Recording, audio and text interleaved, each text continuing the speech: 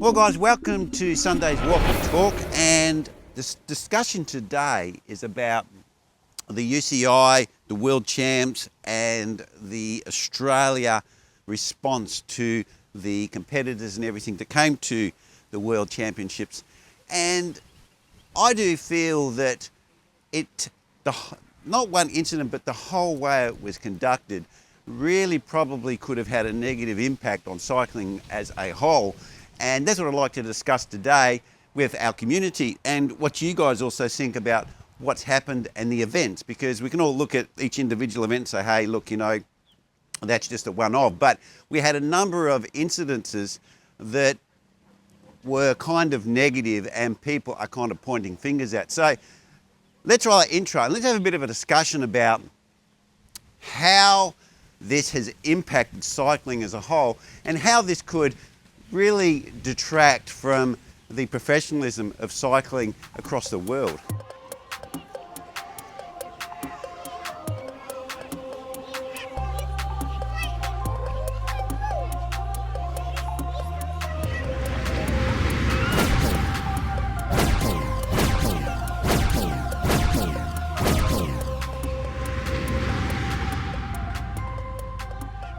Well, first of all, we had the Matthew van der Poel incident with the hotel and the girls. Now,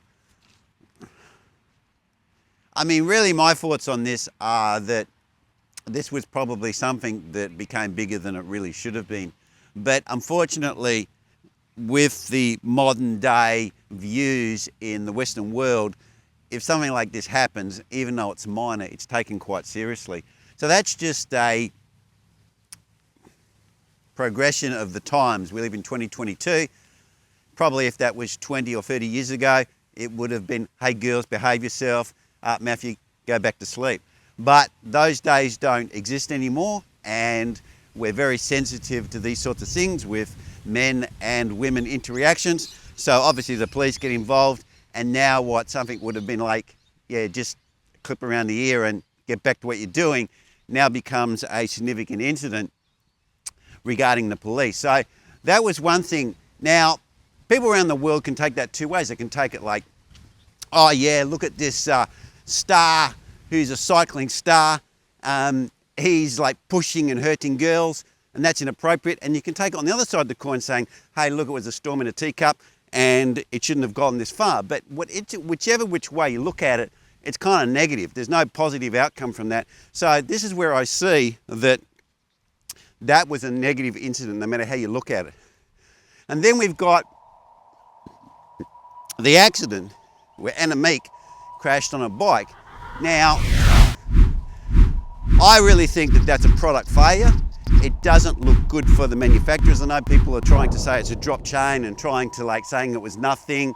But for me, your front wheel doesn't just erratically go. Now, if you watch that in real time, not in slow motion, that front wheel just abruptly goes 90 degrees to the bike. It's not, if she had lost control of the bike, like this to say the chain came off, she'd lost the balance, she would have had a few more wobbles before the bike was dropped. It wouldn't have just gone off 90 degrees. There was something with that bike that was not correct. Okay, that's my view on it. I believe it's the rim failure, because if the rim had failed, it would have just gone straight out from underneath her straight away. Then we have the sock and bib kit thing incident with the aerodynamics. Now, we all know that aerodynamics, the UCI has been very sensitive to it. Socks have been a rules for as long as I can remember, too long socks. I mean, it's a bit of a joke. People make a joke of it, long socks. I mean, your socks are too long and you can get pinged for it by the UCI. Now, that rule is not something obscure. It's not something like with the handlebar one when they're too narrow and you've got the puppy paws, which is something that came about that people started doing to compensate for the super tuck, to get a bit more aero, and it kind of was a bit vague what the rules were, and then eventually a guy was disqualified and the handlebars were banned. But in this instance with Annemiek, wearing an air suit and wearing socks that are too long is definitely giving you an aero advantage, howbeit small it may be, But this is something that teams are very aware of, and they should have known better. Okay, and I would have, if I was the UCI, I would have said, hey, look, you know, you know about the socks, you know about the Aero suit. I know she broke her arm. Should have come and spoke to us first if she couldn't put a kit on. We could have allowed it in some way, maybe, or not. But they know the rules. They should have clarified it. Now, I know that Anna Meg put on a jersey over the top of it, but really does that mitigate the rest of the suit and the socks? I don't think so. Really, even if she'd used a kit from another girl, I don't know. I don't know what they had available, but anyway, they know the rules. I mean, even if they'd run down to the local shop and just bought something, I know it's not their team kit and the sponsors may have got upset, but what do you want to do? Do you want to risk getting disqualified, or do you want to upset your sponsors? Because if you're not winning, then the sponsors are not going to sponsor you anyway. That's my view on it. You can't just get on a bike and just go, oh yeah, she broke her arm, the outfit didn't fit properly, we had to use this other thing, but that doesn't apply to the socks. The team was outside the rules, and there should have been some penalty there, at least a time penalty, something that they can define, right?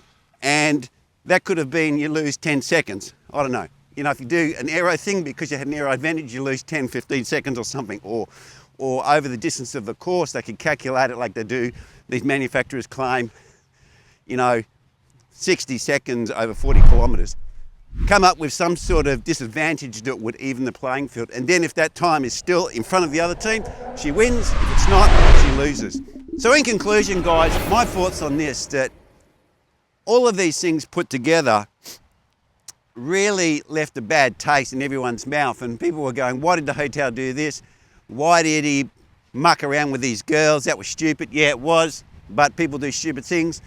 The accident of the bike, and they're trying to, I've seen this before when they've had accidents, it's clearly some sort of failure of the equipment, and then they try to blame it on something else, like, oh, there was something in the road, or the chain fell, or something that was minor, because they don't like to admit to product failures unless it's obvious, like a handlebar.